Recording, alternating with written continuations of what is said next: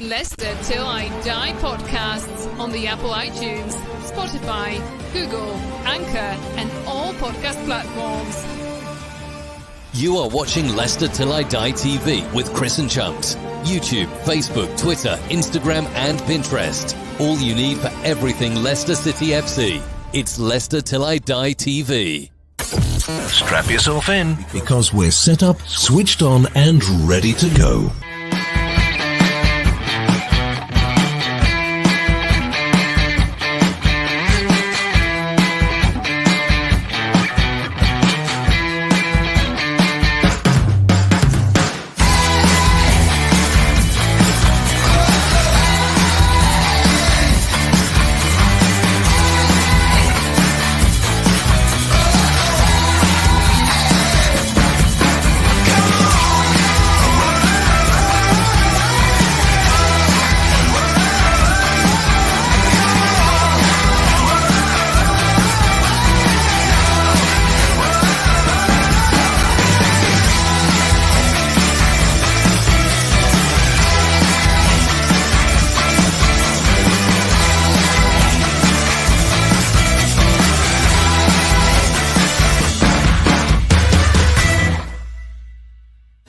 Hi everybody, Jerry Taggart here. Now be sure to watch Chris and Leicester Till I Die TV by subscribing on YouTube and following them on social media for all the latest Leicester City news and information. Come on you foxes!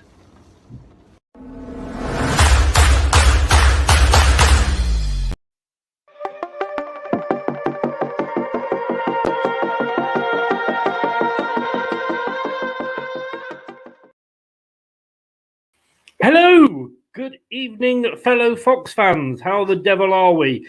I'm back again. It wouldn't be an evening on Facebook, YouTube, or Twitter if I wasn't here. I tell you, the next month, just put up with me every night. Just subscribe and I'll be there. You might as well. Just give in. Stop fighting. We are on YouTube, which is that one there, Leicester Till I Die TV. We're on Facebook, Leicester Till I Die the group.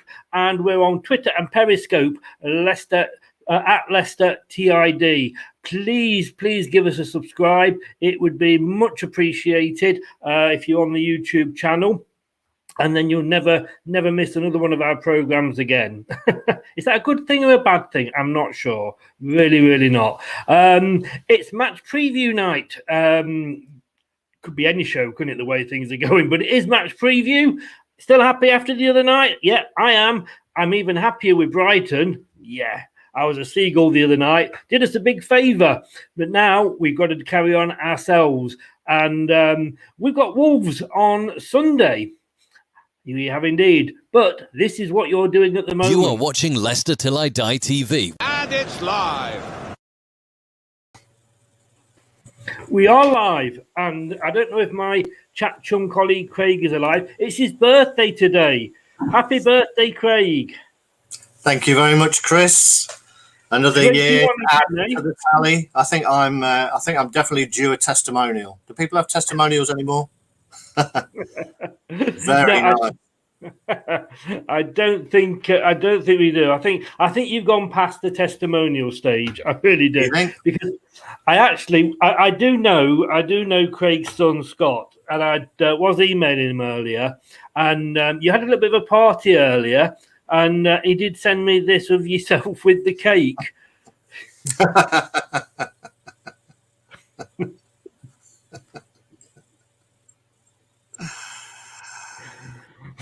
I hope you got them in and you're ready to go. You know what? There's a very rude joke I could make about that, but I won't because it's a family show. I'm getting you back for all those tough quiz questions that you sent me, and in advance of you doing this, we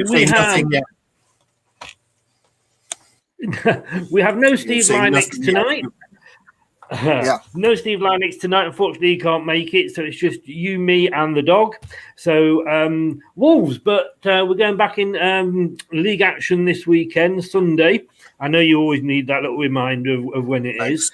Thanks. Yeah, more than welcome, mate. Feeling a bit more confident after the other night? I am, as people who watched the other preview show before Fulham. Thanks, Rob. Much appreciated. I was a little bit doubtful as to whether we could get a good result against Fulham because they'd been playing really well. But we turned up and we did the job on them. I think they probably weren't at their best as they have been the last few weeks. But then it's difficult, isn't it? It's always the same. Is it that they weren't at their best or we didn't allow them to be at their best? I thought... this is it. You can only play who's against you. And we do know what they are capable of, really. Indeed. And, as I said, they were... They were... Did I not say Sunday? I thought you said Sunday, Chris, but yes. I don't know. Maybe, all these games, it could be moved for TV. Yeah, guys, bear with us. I mean, you can see from us, we're not teenagers anymore. So the fact that we remember to press the button to come on here is a bonus, isn't it? I mean, people of our age shouldn't be able to use technology. So, this is amazing. No.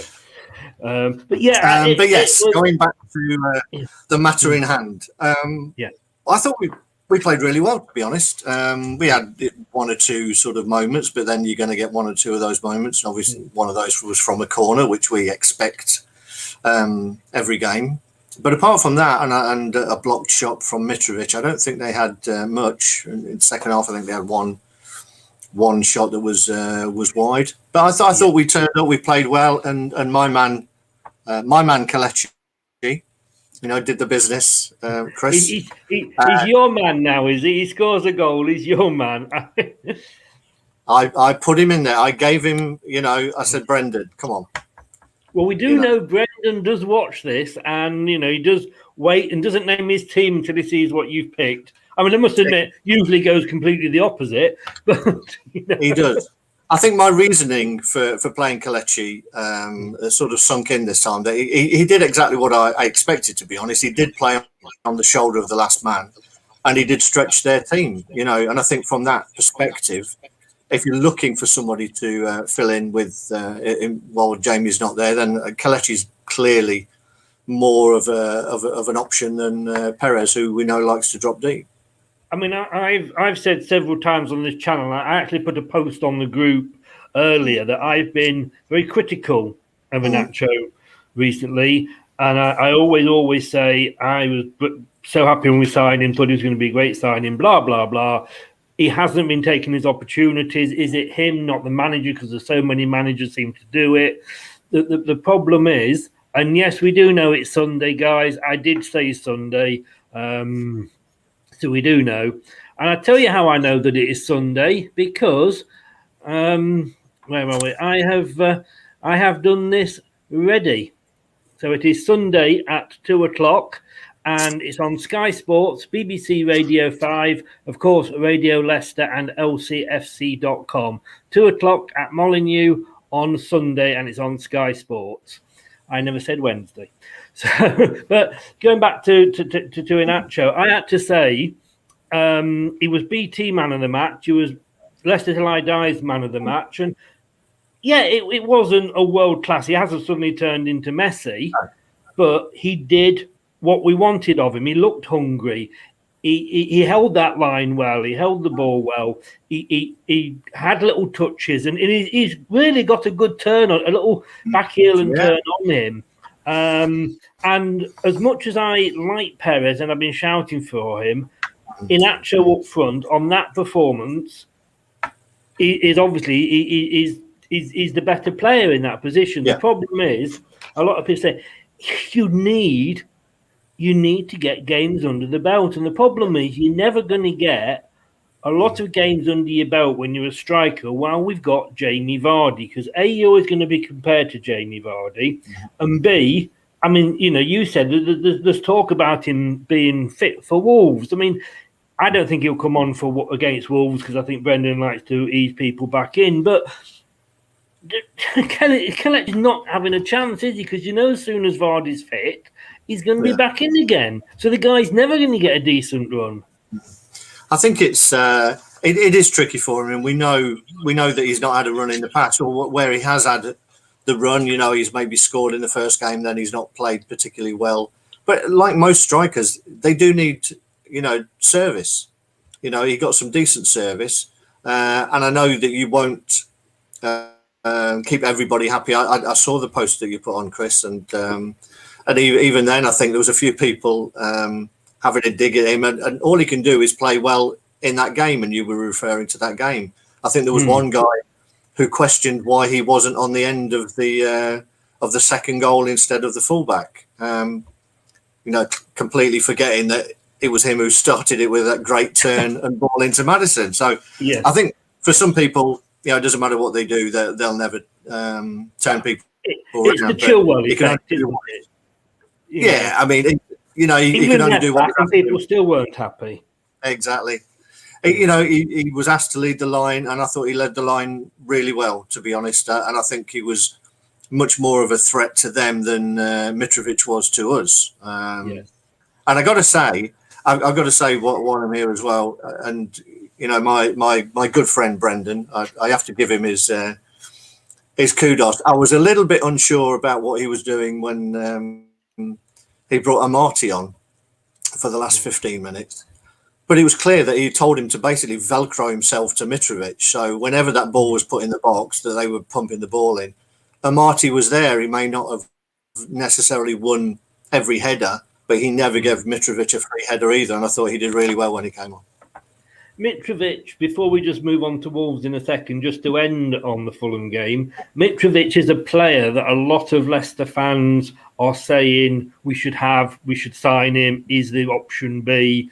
On that performance, no. I don't think he did anything worthwhile, really. No, I think it's clear that he's the same way. If you were going to have him, you'd have Slimani, because he needs to be fed. He's great in the air and he's quite a handful in the box. But for me, he looks like someone who isn't really up for the fight. And we can't afford people who are not up for the fight. And hopefully, he's got a pretty good head on him. Looking at the way he got to that one, that was a really nice finish. And I was really pleased for him when that hit the net. Yeah. Very, very quickly, like I said, we are going to move on to Wolves because it is the preview show. Rob here saying, think Under must be worried because can't see him signing for us at this rate. Got to be honest with you, Albrighton he's shocked me. I've given credit to Albrighton. He's like a new signing. Like I've said many, many times, Albrighton's admitted himself, managers don't take to him straight away. It takes a while, but he's come in and he's done what's asked of him, and that's made that position his own. That said, 2 games this week, 2 games the other week, 2 games next week. Then we're into Europe again. So, when are we going to fit all these games in? And I think that's when you will see more of the players that we were seeing earlier in the season back in the squad. We'll see the likes of Luke Thomas and maybe even Fuchs and what have you, because there are going to be niggly pains. Vardy's maybe can't do two games a week. So I think, to be honest with you, we're going to see more of those players, and I think Under will get more of a chance, and I think he'll certainly maybe feature in the European games. But we enjoyed the goals that we saw at the weekend. Based on last season against Wolves and this season, to be honest with you, I don't think it's going to be a goal fest, is it? Last season we had 2 0-0s. Look at the excitement there. I mean, yeah, and Wolves are not particularly an expansive team. They play a lot of very pretty football, but I think they are. I think they've got a pragmatic manager who, he's one of the few, I think, who's an ex-goalkeeper. You don't get many ex-goalkeepers as managers, so I think his first and foremost thought is to be solid and then build from there. And I don't think that's why they're a swashbuckling side. They've got some really good players. I mean, Neto is a really, really top-notch player. Jota before him, and Traore as well. Now, in a lot of teams, Traore would be given his head, but I think in a Nuno's team, he needs him doing his defensive work as well, and so he doesn't play as much as he would in most teams, I think. So I don't think they're going to be coming out and overloading us. It'll be a cagey game, I think. I can't see there'll be a lot in it. Earlier in the season, again, it was another close game, 1-0 with a Vardy penalty after 15. Again, it was another tight one, wasn't it? It was, and if I remember rightly, that was quite a contentious penalty as well. I think it was a VAR decision, wasn't it? Yeah, I think so. Yeah. And I can't remember much about that game at all. That's how long that one lived in the memory. I don't think there was many. I don't think it was a game of chances, was it? No. And we've been like that with Wolves down the years. There's been the odd one. I remember them coming back at Molineux to beat us 4-3. I think when we were ahead. But yeah, they're a team who's I'm loath to say, but it's almost like a team that's been found out a little bit. I think Wolves. That they play pretty football, but you allow them to play in front of you. And apart from Traore, they've not got a lot of getting in behind. And I think Jimenez has been a big miss for them this season, and they've had to play the young kid up front, who's done okay, but he's not scoring many goals. I think they've brought somebody in the window. I don't think it's going to be one to set your alarm for, to be honest. No. And you know, as we're looking at, again, this decides to work for me. The 3 wins to Wolves, 2 wins to Leicester, 3 draws. That's the Premier League history. That kind of sums it all up. How tight we are. But I mean, this is Wolves' 3rd season now that they're up, I believe, isn't it? This is the 3rd. Yeah. And it's probably the worst season they've had since they've come back up. If you look at the table here, I mean, they're down there in 14th place with just 26 points. It's usually the second season when that happens, because looking at Sheffield United now and the likes of Hull when you stay up. But like you say, maybe they have been found out this season. I think so. I mean, they did well. To be fair, they got to come from behind win, didn't they, to win 2-1 in their last game? Otherwise, they'd have been a place further down as well. So I think they are fairly predictable. You know what you're going to get from a Wolves side. So from that, we usually can set up for it. It's the teams that are a little bit more maverick, like a Leeds, that we're not sure what we're going to get. But from Wolves, you should know what you're going to get. 2 decent wide people in the middle of the pitch, Neves and Moutinho, who like to get on the ball and knock it around. But we've got good players as well. So I think they should be as worried about us as we are about them. I mean, just looking at the form going into this game, like you say, looking at there's their last 5. I think everybody knows it's your birthday now, Craig. We can take that off, can't we? Yeah, but you've got. I mean, they've only got 1 win in the last 5, albeit against Arsenal. They've lost to Crystal Palace, which must be hard to do because they're not doing that well. They lost to West Brom. Fair enough that they lost to Everton. Looking at ours, yes, we did have the loss to Leeds, but that's 1 loss in about 8 or 9 games. We should be confident going into this, shouldn't we? Oh, I think so. I mean, that one there, particularly the West Brom one, that's their worst nightmare. That's like us losing to Forest or Derby, isn't it? I think them losing to West Brom. But you've got to think that we've got enough goal power in us to outscore Wolves. I'd be very disappointed. As I say, I think it'll be cagey. I mean, they've got a good, solid side, but I'm not sure that good and solid gets you in the top half of the Premier League anymore. It used to be that you could do that and you'd be pretty much safe as long as you were solid. But as I say, they've not managed to replace Jimenez, and they're struggling. They're struggling for points at the minute. I mean, do you think? I mean, everybody says, and we've proved we're not, but everybody sort of said no Vardy, no, Leicester are only a 1-man team.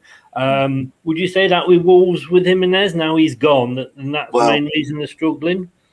I think so. I think you probably could have sort of argued that with us a little bit more in previous seasons when we were very much sort of a one-dimensional team.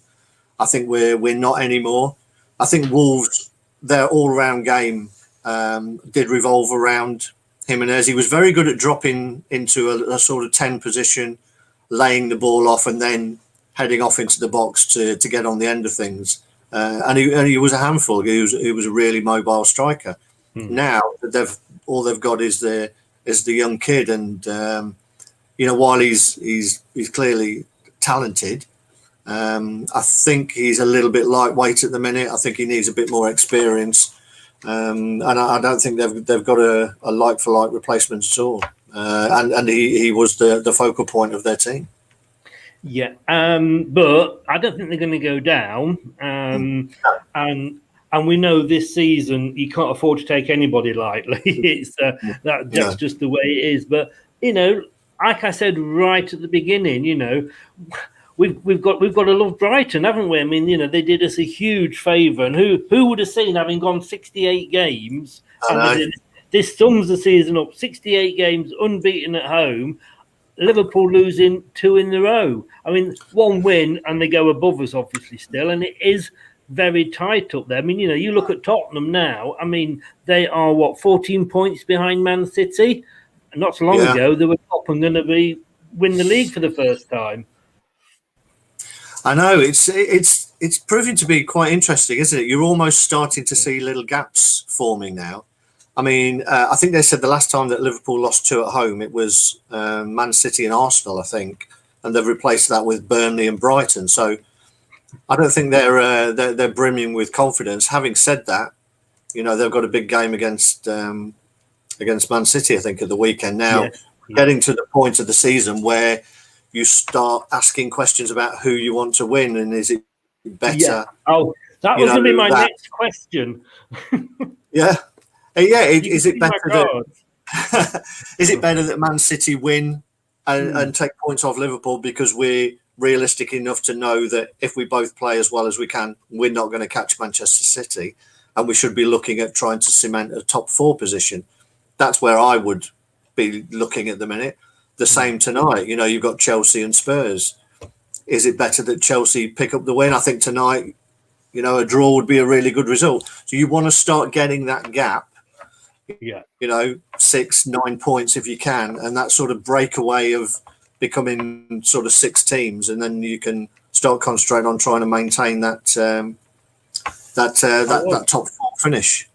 I was going to say that was going to be my question, because tonight I think Chelsea are just off the grid there. You can't see them on the grid, but they're actually 8. They're 8, with 33 points, the same as Tottenham. I think Tottenham just got the better goal difference. But I think a draw from them two, if we could manage a draw, would be very nice. And I've just remembered I've got to do some text for somebody talking to Chelsea and goals and what have you. And I don't know with the Man City Liverpool one.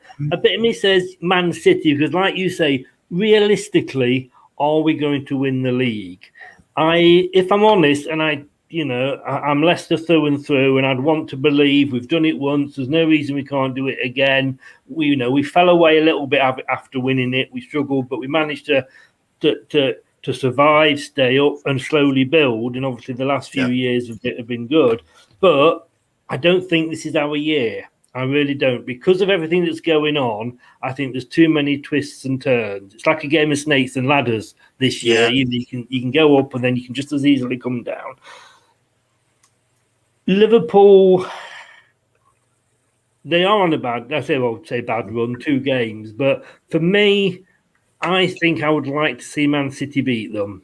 And like I say, maybe just give us that gap to Liverpool. Yeah. What people that are watching, what do you think will be, what would you prefer? A Man City win, a Liverpool win, or a draw? I mean, Rob here has said Man City will be unbeaten till the end of the season. Well, they've got to play us yet, so let's not count that. Somebody says hi, Chris. I don't know who you are, but hi back anyway. But no, I think for me, I agree with you. I don't think we will win it this year. So I think a win for Man City would do us the better favour. I think, if we'd have got a result against Leeds, we'd have been second now. I think we just sort of got the ability to trip ourselves up, and when there's an opportunity, we can't take advantage of it. And I think we're going to have one or two more of those, particularly when if we get a bit further in the FA Cup, also with the Europa League as well. I think our focus, and I think Brendan's focus, and all the players will be to not make the mistakes of last season and to make sure they secure a top four. And I think most Leicester fans should be thinking that way as well, as you say. As much as we love the idea that we might win the league again, I think realistically, you've got to be a European team. If we want to be where the owners want the club to be, the players want the club to be, you've got to be in Europe in a consecutive number of years, and that should be our focus. And then there may be a year when it all comes together again, but I think top four has got to be the focus. Yeah, and I think if you look at the table now and look at the table 8 weeks ago, like we say, where were Man City? Let's not forget we beat them 5-2 at their place. Where were Man United? Everybody was saying Ollie's going to be the next manager to be sacked, blah, blah, blah. Look where those two are now. Look where Tottenham were. Look where they are now. But just looking at our next four games, we've obviously got on Sunday Wolves away. It's a difficult couple of weeks. We've got Brighton at the weekend with the FA Cup, and then we've got Liverpool hosting Liverpool, and unfortunately, I just don't think we're going to get anything out of that. Liverpool are our bogey team. And then we have to go away to Slavia Prague for the first round of the Europa Cup. It's great to have these problems, because if we didn't have these problems, we wouldn't be a success. But it is like you say, this is where it could all go wrong for us. I mean, we're fourth, we're third. Sorry, we're in the fifth round of the FA Cup, and we're in the Europa League knockout stages. As you say, it's a nice problem to be in. Can you imagine how many how Leicester fans would be moaning if we weren't? Yeah. And this is where the management comes in. Managing a squad. We can all be managers and pick a team for an individual game, as you will be very, very soon. Indeed. Yes. Brendan has to be looking 1, 2, 3, 4 games ahead and trying to manage that. And I think that's where the results of the other games come into play as well. Because if there was a gap starting to flow, to grow, then maybe he can afford to maybe tweak it a little bit. But at the minute, we're starting to get to that point of where are our priorities. And the thing is, from a cup run point of view, it's great from the Champions League point of view that Brighton beat Liverpool. From a cup run point of view, if they hadn't have done, they'd have been looking over their shoulders to the relegation and maybe have had to rest a few players, which would have made our cup game a little bit easier. So every game, even though it doesn't seem like it involves us, has an impact at the minute because we're in so many competitions. Yes, yeah. Do you think we are going to have to over the next? I mean, we've got 2 games. As I say, we've had 2 games a week. We've got 2 games coming up. We've got quite we've got 6 players out at the moment. But does it hold us in good stead that those players we were going to call on, we had to call on earlier in the season? So it's not like they're coming in now. Yeah. Kind of cold, if you like. They're coming in knowing what Brendan wants of them, knowing Brendan's style of play. That's got to be an advantage for us, hasn't it? Yeah, I think it's a really good point that those players have gained experience, which we probably didn't expect them to. I don't think anybody necessarily expected, whether it was Castagna, but definitely probably JJ, was going to get as much pitch time as he has, and arguably he's player of the season at the moment. Yeah. The first choice would have been Ricardo and Castagna. Castagna was brought in to be the left back for the opposite side of Ricardo, so JJ wouldn't have been getting a game. The same with Fofana, who was forced into it and has already had a fantastic dozen games of Premier League experience. So I think you're right. It does stand us in good stead. If we do get the niggles, we get these players back. We have got experienced players now. They're not just coming in cold. And we've got players that will And I love these sort of players, and I think Brendan does as well, that can play, like Stania, JJ, they can go either side, Mark or Brighton, they can play. So if one does get injured, and then if we do have to call on Christian Fuchs, like I say, he's not, having the few games that he had done for the last few seasons and coming in mid-season, when the side's pretty settled, but he's had that experience of 9 odd games at the start, and we know he can do the job. We've lost Fofana, so Soyuncu's come back, in frame. We've lost, and there's never a good time for a player to be injured, but they said on, and I don't know the lady's name that was commentating on BT Sport, but she was saying it's almost like Castagne's got injured just as Ricardo's coming back. It was perfect timing, but I think we're going to see a bit of squad rotation anyway, I think it was interesting, just before you come to that point, I think it was interesting that Brendan went with Hamza as well, when he could have easily gone with Mendy. The fact that he also knows, I think, that he needs the players in the squad to get pitch time. Well, I read today that it was actually a promise that he'd made to Hamza that if he didn't go out on loan, because apparently Brendan wanted to either sell him or altogether or keep him. I don't think he was too keen on the loan, but he'd made this promise that once all this was going through and it looked like he would be leaving, that if he didn't leave, he would start him against Fulham, and he kept his promise. So, but Chowdhury had a decent enough game as well. Just have a look at this point. So there's a long point here. Scott, good evening, Scott. How the devil are you, sir? Realistically, we'd need to get either top 3 or win in Europa, as if the likes of Liverpool and Chelsea, Man United and Spurs were to win either the Champions League or the Europa League. At least one team win both of them. The fourth won't be good enough for Champions League next season. Oh, that's a lot to take in. I think we'll worry about that later in the season. I think. But no, it's again, Scott quite rightly puts it there. I'm sure that's in the thinking of the management. I think we spoke a few weeks ago about if we could choose top 4 FA Cup or Europa League, we all went for the Europa League because it meant a trophy and the Champions League. So, can I just say something, Scott? And you've worried me here as a Leicester fan. You're actually thinking that Spurs might win a trophy. I mean, that's a very good point, Chris. It is, yeah. He could have left Spurs out of there, and that point would have probably been more valid. Only joking, Scott. Appreciate the point, and it is a good point made. But we have got those games coming up. So we've got the injuries as well. Although there's rumours that some people might be back in time for the Wolves game. I don't know myself, knowing Brendan, he doesn't like to rush players back, so that we might see them on the bench. But we are going to be looking, what we do every week, and we'll bring this up. Where are we here?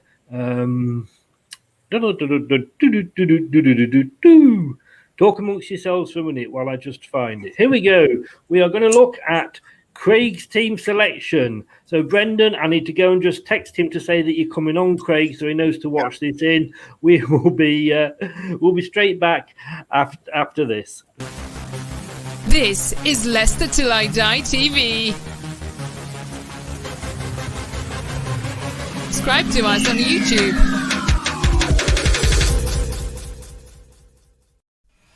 Leicester Till I Die podcasts on the Apple iTunes, Spotify, Google, Anchor, and all podcast platforms. You can, if you prefer to listen to us rather than look at our beautiful faces, can't blame you really. Spotify, Apple iTunes, Anchor, and Google podcasts, all under Leicester Till I Die, and many other platforms as well. We're just going to say a quick hi to Mad Jason. Don't know why you're mad. Somebody upset you.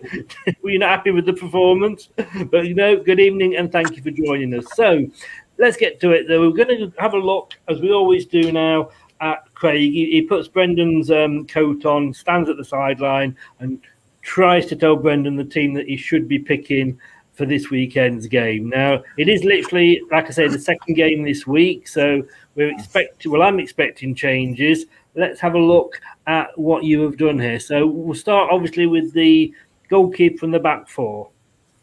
I'm going to go with Schmeichel again, and I think, apart from his distribution and the odd little fault here and there, I think Schmeichel has been very good this season. I mean, some of the saves he made, a couple of saves. I know we ended up losing to Leeds, but there was a couple of fantastic saves in the middle of that game. And again last night, one of the few times that they looked threatening from that corner, he was alert and managed to tip it over the bar. So Schmeichel's been really solid for us this season. I don't see any need to change anything on the back four. They look very solid. I think Soyuncu's looked really good. Come back in and slotted in nicely. Evans looks solid. There was less of him just standing on the ball, I think, against Fulham, but that's because they pressed high. And JJ and Ricardo, particularly JJ, what can you say about the guy? Started and finished that move. So that's a really solid back four for us now. So no reason to change that at all.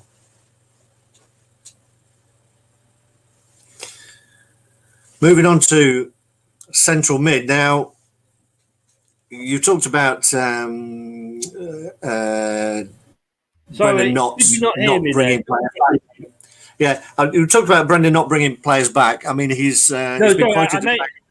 I took myself out of the stream then. I don't think you could actually hear me, so I apologise. I was going to say, with the back four, before we just move on, have you yet got used to, I don't think you heard this, but have you yet got used to Soyuncu and his little twists and turns on the edge of the box to turn and run out the box rather than just kicking it out? It scared me. It still scares me. I think he's always been prone to that. I think what you see a little bit less of now is his crazy tackles that he used to slide into or go into. He's an aggressive player, but he fancies himself as a footballer, very much the same way that Fofana does on the other side when he plays as well. And so I think it adds a little bit of excitement. But as you say, I'm not sure, with every birthday that I have, the ticker will actually be strong enough to put up with too many of them. But he's looked really solid coming back in, and it's great that, the timing with Fofana being injured, it's great that we've got him. Now, here is where we will actually possibly disagree. Centre mid, or defensive mid, I should say, defensive mid. Well, you've brought back Ndidi. Indeed. Yeah, I mean, Brendan has said that they expect Ndidi and Jamie to be available. Now, that doesn't mean that they will start. I think they've both been running, so what they've said, they were out on the training pitch with a couple of extra days training that they should be ready for Sunday.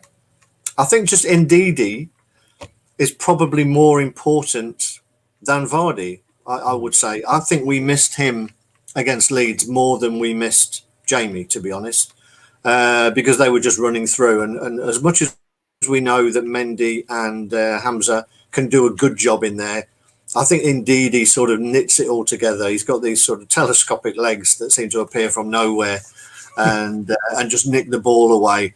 And I think as long as they've got no doubts about him, yeah, you keep peeking around there, Chris. Yeah. As long as we've got no doubts on his fitness, I think that he will put Ndidi back in. Do you think he will play the full 90, or do you think he's more likely to maybe start with Chowdhury or Mendy and bring Ndidi on if we need him, or indeed for Ndidi start him and maybe take him off if he's getting a bit, tired? I would go that way. I never really see the point of somebody like that just giving him 20 minutes if he's that integral to the game. Well, it was a little bit different when it was Ricardo and Castagna. I think, you could argue who's the better. Ricardo is probably the better, but I don't think there's a big drop. I think there's a bigger drop between Ndidi and Hamza and Mendy. So therefore, I think if he's fit, then you start. And if you're in a decent position in the game, then you can take him off, or because you never know. You could say, right, we're going to give him 20 minutes, and he breaks down after 10, and then you've already used your sub. So I think that's a dangerous game to play. I'm never a big fan of doing that unless the game's won. So for me, I think if he's ready, I think he plays. And start, like you say, with your stronger players, because it's easier to make changes when you're winning.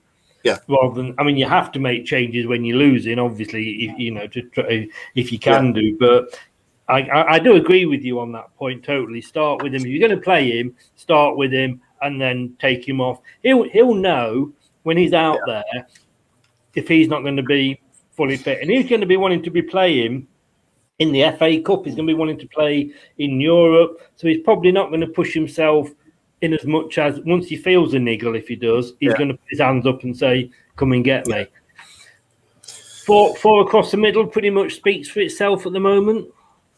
Yeah, I've just brought Albrighton in instead of Perez. For me, the problem with Perez is, and I think this could be, unless he's happy being a bit part player, I think this could be his downfall, that he doesn't have a natural position. And probably the closest natural position is the sort of number 10 role. But, he could rotate, I guess, when it comes to cup games and European games with Madders. But when it comes to the league, I think you saw against Fulham that his natural movement was to drift in field. And Fulham's out ball was out to their left side for their wing back to push on. That was where their main threat was coming from. Exactly, because Perez was drawing himself in, and I think Albrighton's a bit more. He'll do the job. I think he's got a bit more discipline, that he would stay out there and do the job that's been asked of him. And particularly Wolves, who like to play with attacking fullbacks. I think, if Perez was out there on the right, I think it would cause us a bit of a problem, because they do like to switch the ball, and they've got much better fullbacks than Fulham have. So it would be a problem. Therefore, I would be bringing Albrighton into to that position instead of Perez. And a point that was made earlier, and I'll bring this in now because think Under must be worried, can't see him signing at this rate. We did look at this earlier, and we said I think he will come in for the European games, and we are playing that many games. And I mean, how old is Mark Albrighton now? 35, is it? Or something like that? So. I think he's just a couple of years younger than me. My mate, you have been drinking. Either he's been drinking the elixir or something. Put them back in, love. I mean, Albrighton can't play every game. I think for the point of Under, I'm not sure whether, I've said this before, I'm not sure whether Brendan feels he can have people on both sides of the pitch who are not necessarily strongly disciplined to do the defensive work. With Barnes, he will chase back, but it's to serve a purpose. He's not really got a defensive bone in his body, I don't think, Barnes. And I think if you've got that on the other side with Under, then you're probably weakening yourself a little bit. That's why I think Brendan likes to play him as an impact player. And we see that when he does get 25 minutes or so, he is capable of turning a game. So I think Brendan's using him strategically. You need these kind of players to turn a game. Very much the same way that last season Traore was used in that way. You wait till defenders are tired, and then they brought Traore on. He started more season. I think that's the way. In maybe in the end of this season, one more season, we're going to see that coming with Vardy. That he won't be able to play the 90 minutes, but as an impact sub. And like you say, when we've seen Under come on, whether being in a winning position or losing, when he has come on, he's really gone at that defence. And we know he's got a goal in him as well. We've seen that. Let's just have a look at what people are saying. There we go. In fairness, you look younger than Albrighton, though, Craig. Thanks, Mum. I've told you, stop bringing the family in. Apparently, Albrighton is 31. Thanks, Josh. for letting us know. I thought he was older than that. He seems to have been around for ages. But Scott, just if you're on Facebook, you have a read about that. He just explains a bit more about who finishes where and what have you, and who gets up. Thanks for that, Scott. Right, so, and here's where I'm probably going to spit my teeth out. Although, having said that, I'm going to have to admit I'm going to agree with you. I think I know I've gone against a little bit by saying if somebody's fit, then you start them. But I think Iheanacho deserves to start again, even if Vardy is fit and he's a place on the bench.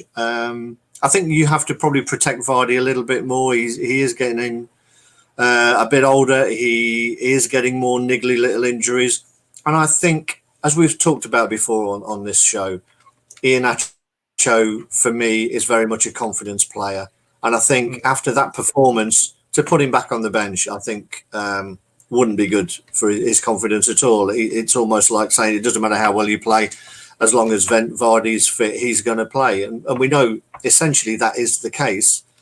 But when he's coming back from an injury, I think it would be really harsh to drop Iheanacho to put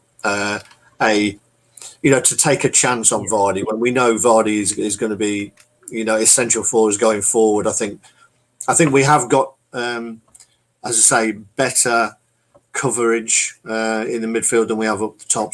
So I don't think rushing Vardy back. Because your argument for bringing Ndidi back was almost shot down by yourself with leaving Iheanacho in. But I agree 100% with Iheanacho, and I think I may mention, I may be imagining in this, and at our age you do tend to forget what you've said. Is that Iheanacho needs to prove himself. We had one good game, and we've said in the past he's had one good game. But he needs to put that together with 2 or 3 games on the trot. And the problem is, like you say, a fully fit Vardy, 9 times out of 10, will come back in. Now, because Vardy's that bit older, like you've just said then, he may not rush him back quite the same. Because we know Brendan doesn't rush players back. Right. But just to throw it back at you, Chowdhury, he had a really, really good game. Dropping him, because indeed it is fit. Again, I know what you're saying, and we don't look the same without Ndidi. We probably miss him, like you said, more than Vardy. But it's that's why we're not managers, isn't it? For me, this is a game where Wolves don't push up a lot for a start. They switch it a little bit this season, but they tend to have 3 at the back, which means they don't push on. They push their wing backs, but they don't push high up the pitch. Thanks, whoever that is. So they don't push high up, which means there's not a lot of space in behind. Their strength is in through the middle. And I think the key with this is you don't necessarily want to go a goal behind to Wolves, because they are very good at seeing a game out, because we know that they're not expansive. So you go a goal behind, it's going to be harder, I think, to come back against Wolves than it might be against other teams. And that's why I think it's really important that we're strong through the middle of the pitch, and we try and get our noses in front and force Wolves to have to come out, which then should play into the hands of bringing Vardy on later on. Scott asked the question here: could you see Vardy becoming club captain in the future? I, in the past, have shouted for Vardy. I mean, Schmeichel, I don't like goalkeepers as captain. I think anybody who watches this knows that. Unfortunately, I think Vardy's a club captain, but an on-the-pitch captain, I think his time has gone, because, he is more likely to get injuries now because of his age, etc. I think you need somebody that's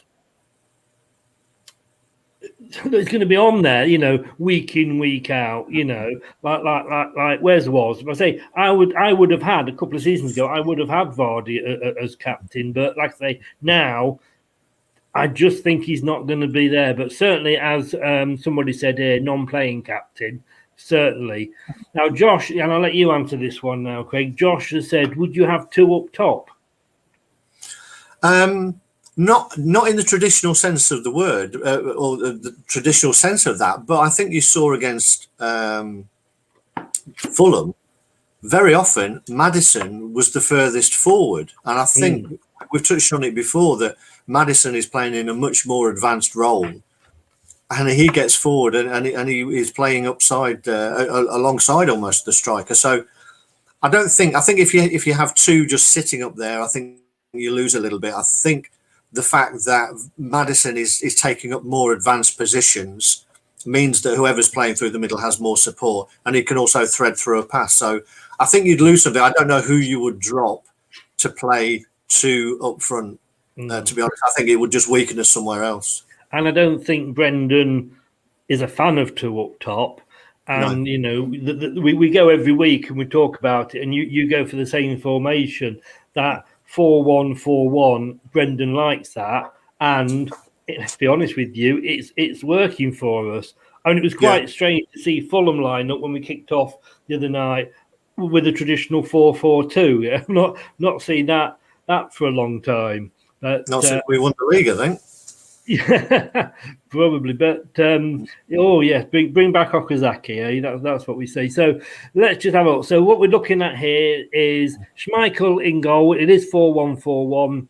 Justin Soyuncu, Evans, and Ricardo across the back. Ndidi, you're going to bring Ndidi in and start him off in that holding midfield role. He does, like I said, there's just something about him. He is as close, I think, as we're ever going to get to replacing Kante. Then you obviously, again, the next four just pick themselves for me at the moment. With possibly Mark coming off, and I mean, I think when we played Fulham, you know, with Mark, you know, that he was, I say, Under was nowhere to be seen coming on as a sub, was he? So that four pretty much picks itself. And like you say, I've got to agree with you. Inacho, he's got to be given the time, because, you know, you can't. Even Fuchs, when he was playing earlier in the season, he was playing week in, week out. And you know, players that are just coming in, just you know, it's not fair on them. You know, no. I think the fact that Perez played meant that unless we were 2 or 3 goals up, I don't think Under was ever going to get on, because he had to strengthen the team up, and that meant Albright was always going to come on, and then Albright's not going to get subbed. So I think, I don't think Under had a chance of getting on the pitch on that night. No. Well, we'll have a look. We'll find out on Sunday how close you are. We've still got to get the perfect 11. That's what we've got to aim for. And I'll ring Brendan and say, look, it's Craig's birthday. For God's sake, just give him the full 11 for once, will you? Yeah. But thanks. Hey, what are friends for? You're going to pick your memorable match in a second. We'll be straight back after this. Hi, Alan Smith here. Be sure to watch and listen to Chris on Leicester Till I Die TV. You can also subscribe on YouTube and various social media channels. Up the Foxes.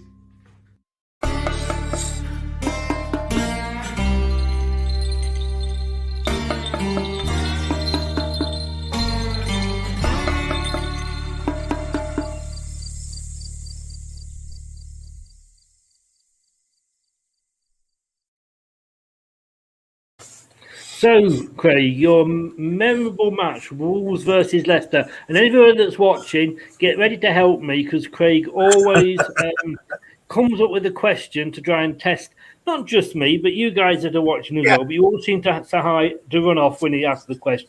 And I just think he'd just get the encyclopedia of football out to pick these questions up. But talk us through the match thing, Craig. What I'll have to do is start finding a few more up-to-date games, I think, for the younger viewers. Yeah. I think sometimes I go a little bit too far back, and you'll be pleased to know. Yes, younger viewer, Chris. Yeah. You'll be pleased to know that I'm going back again into the 80s here. So, you know, to be honest, you know, I picked the game purely if I can get a decent question on the back of it. Yes. But we've not had many great games where we've done really well at Molineux, but in the season of 1981, 82, 83, obviously we played Wolves twice. Wolves went on and finished second in the old second division, or championship as it would be known now. So they did really well. They had a great season. They were runners up to QPR. And we finished third on a game. We had a 0-0 against Burnley, I think. But we played Wolves twice, obviously. The first time we played them was in October 1982 at Molineux. The return fixture later in the year, we beat them 5-0. And it's a shame Mr. Lynex couldn't join us, because he actually scored 2 in that game. But in the first game at Wolves, we beat them 3-0. So on aggregate, we beat the team that finished a good few points above us in the table. We beat them 8-0 that season, 5-0 at home, 3-0 away. Goal scorers that day, if you remember them, a certain Gary Lineker. Not sure if any of the younger listeners have heard of him. Actually went to the same school as Gary Lineker. I was in the same year as Gary Lineker. I was in the yes, same. You were. I forgot you were, weren't you? Yeah. If he hadn't have nicked your boots, it could have been you, Chris. You could have been presenting match of the day. If I hadn't taken up basketball or whatever instead, I could have been a footballer. I think not. So Gary Lineker scored. Ian Wilson scored, and the wonderful Tommy English, who I once saw score away at Stamford Bridge in the cup game as well. Do you get the T-shirt if you've seen him score a goal? I think so. Well, I've seen him score a few, actually. I think I must have been at every game that he actually scored, because I'm sure I saw him score at least 4. So Tommy English. So that team, I'm going to read you the team here, Chris. See how many of these you remember. And then, as with all the best quizzes, there's a question on the back of it. So the starting team for this game was Mark Wallington, John O'Neill, Larry May, Paul Ramsey, Paul Fryer, Eddie Kelly, Kevin McDonald, who I occasionally see in Sainsbury's at Foss Park. Really? So yeah, he must still live local. Yeah. Ian Wilson, Tommy English, Gary Lineker, and I'm certain Mr. Lynex. And the only sub we used that day was Alan Smith, who has gone on to do some other things, so some kind of. I believe so. Yeah. Yeah. So there's actually 4 Scottish players in that team there. I'm going to be kind, Chris, but I'm going to ask you who we signed them from. Now, I'm going to be really kind. Give me a chance here. I'm going to be really kind here. And I'm going to exclude Paul Fryer, because he didn't play that many games for us. So I'm going to ask you, can you remember who we signed Ian Wilson, Kevin McDonald, and Eddie Kelly from? I'll be surprised, but I do like to challenge you, Chris. Was Kelly? Can anybody help me, by the way? So who did we sign? Ian Wilson, Kelly, Eddie Kelly, and Eddie Kevin Kelly. McDonald from. I thought Eddie Kelly was a Londoner. Well, he played for a London team. He played for 2 London teams, actually. But it doesn't mean he was born there. But he was Scottish, yeah. So we didn't actually. So what you're saying is it wasn't necessarily a Scottish club that we bought them from. We bought Ian Wilson and Kevin McDonald, both from Scottish teams. Right. Eddie Kelly came from a London team. I have a feeling, was Eddie Kelly Arsenal? Eddie Kelly was at Arsenal. Then he moved to the team that we bought him from. Crystal Palace? Oh, it's a good guess, but it's wrong. I can just run through all my third choice, and I'll stop at 3. My third choice would have been Chelsea. Ah, well done, well done. Yeah. You've run out of teams. You're wrong. Sorry. I can certainly remember the do that. Goodbye, Craig. Yeah. So it's a London team that isn't Arsenal, Crystal Palace, or Chelsea. Correct. McDonald and Wilson, were they the same Scottish team or different Scottish teams? They were different, and I thought the Ian Wilson was well known. You will hate me now because someone has got the right answer for Ian Wilson, Elgin City. It was very much like we broke the record when signing. Can I just say, right, just stop there. How the hell would I mean, I'm well done to whoever said Elgin City. You haven't got your name. I have a feeling there might have been a bit of Googling in there. I don't know. I'll give you the benefit of the doubt and just say you're very clever. How the hell would I know that Ian Wilson signed for us from Elgin City? Well, very much like we set the record for signing a non-league player in England from Fleetwood when we signed Jamie Vardy. We also set the record for signing a player from a non-league Scottish team as well. At the time, Elgin City were a non-league. They were in the Highland League, and we broke the transfer record for a non-league player. And I mean, it's cruel, isn't it? But it's my birthday, so I'm allowed.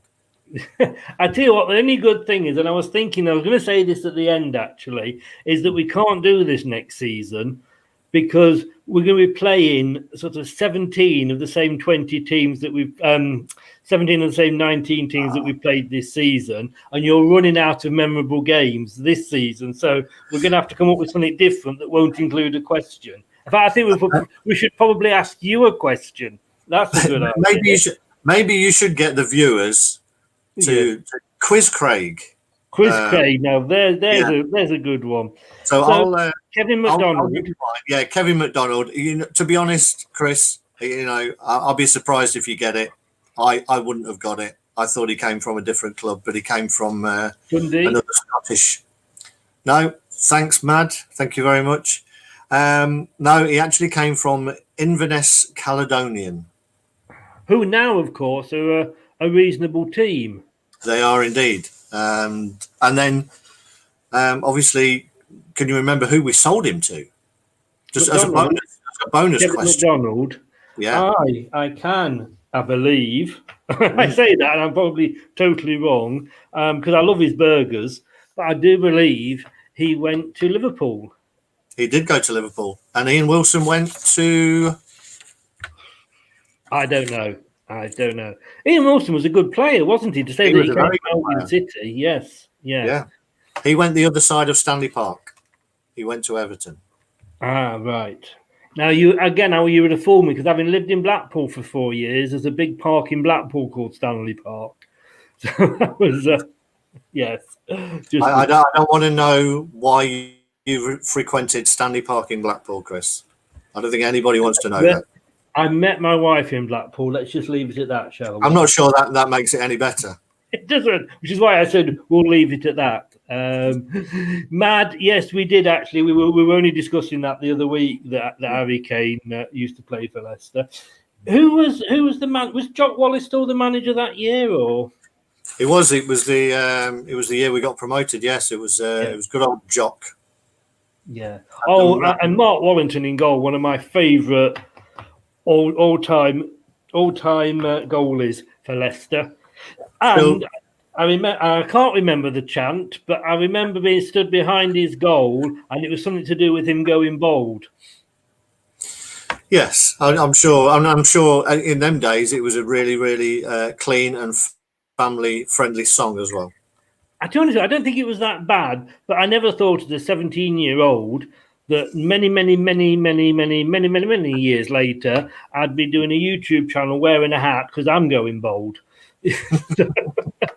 It comes back on you. So, yes.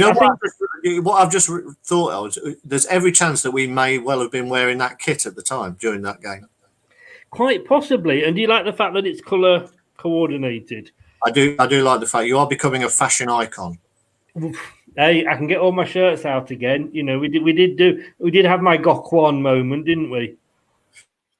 If any viewers would like Chris to get his shirts out for the lads and lasses, then feel free to let him know. And that was a euphemism, by the way. Or it was not a euphemism, I should say. No. You know. Quick question is, can you remember where we signed Tommy English from? It's a very good question, and I'm going to say Coventry.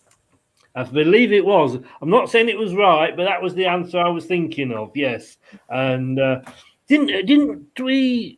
He was brought in to replace somebody, but he was, as far as I remember, pretty useless. Yeah, he wasn't the best. No. He wasn't our finest. He wasn't a Tina Turner, was he? As they say. No. Well, I think in the next one, which will be Monday, whenever it is next. I'd say I'm completely lost, but we'll be here I think every night again next week. We're here. We will be doing the preview show, and I think we shall have a quiz Craig moment, and we'll ask the viewers to come up with questions for Craig. Make them hard. Make them hard. Don't go for anything easy. Remember, Craig remembers when, you know, Match of the Day used to be black and white, you know. Yeah. That was right. Yes, we lost Jim. Thank you, Facebook user. We lost Jim Melrose, didn't we? And got Tommy English, and we did. Yeah, that was. I think that was probably why he was unpopular from the get go. To be honest with you, right, guys. What we're going to do now is very, very quickly, because we are about to go. And I don't know if I brought it up here. I haven't, but we are going to have a quick look at the scores and what we think the scores are going to be. Now, I haven't got Mr. Steve Lynex's score prediction in yet, so we are still waiting for that. But Steve Walsh has gone a 2-1 win for Leicester. Ian Marshall has gone for a 2-1 win to Leicester. And I have gone for a 2-1 win for Leicester. We've literally all independently picked the same score, and I'm just waiting to see if Steve Lynex comes back with 2-1 to Leicester as well. I'm sure, I know for a fact that Craig is going to revert to type now, and he won't be going for 2-1. No, I'm going to go for a 1-0 victory to Leicester. Really? Really. That's the first 1-0 I think you've gone for this season, isn't it? It is indeed, but no, yeah. I'm going 1-0. Well, as long as it's the 3 points. Exactly. That's all that we were concerned about. So don't forget, guys, it will be 2:00 from Molineux on Sky Sports. If you have that platform, other platforms, be they legal or not, are available. BBC Radio 5. If you live within the Leicester area, you can pick up Mr. Stringer and the very, very nice Owen Parker Atkin, who was on the transfer show the other week. And I always want to call him Parker Tompkinson, but that's a young socialite lady, isn't it? And of course, lcfc.com. You can pick up the commentary as well with Matt Elliott there. Mad Jason has gone 1-0 to Leicester as well. So I think he's just trying to creep to you there, Craig. You know, I think you're probably right. Yeah, I think he started the We Love Craig fan club. Thanks, Matt. Right, mate. Thanks very much. Have a super rest of the birthday. Thank you very much. We will see you next week. Thanks very much. Take care, bud. Thanks, everyone. Cheers, guys. On your birthday. Thanks, Chris. Happy birthday. Thank you. Bye. Cheers. Bye-bye. Thanks to Craig there. Merry Christmas. Happy Easter. Happy birthday. Great of him to come on and still be sober. That's the impressive thing on his birthday. Hey, remember, this is Leicester City. It is more important than girlfriends, boyfriends, husbands, wives. We love Leicester forever. Wives, come and go. Leicester, it's in your blood forever. Mad Jason, thanks very much. See you as well. I will be back tomorrow. when we will be having the Opposition View show. And I've got a gentleman from a Wolves fan podcast coming on to join me, 7 o'clock tomorrow, the Opposition View with a Wolves fan. Then at about 1:20, 1:15 on Sunday, we'll be with the pre-match show, me and Josh, just after the team is announced. And then also on Sunday, post-match, about 40 minutes after the final whistle, the post-match show with myself, and I believe we're going to have Julian Watts on there as well. Thanks very much, guys, for popping on, and say all the best, and thank you very much, and I will see you tomorrow night at 7 o'clock. Bye now. Leicester Till I Die podcasts on the Apple iTunes, Spotify, Google, Anchor, and all podcast platforms. Thanks for watching Leicester Till I Die. This is Chris saying goodbye and see you next time.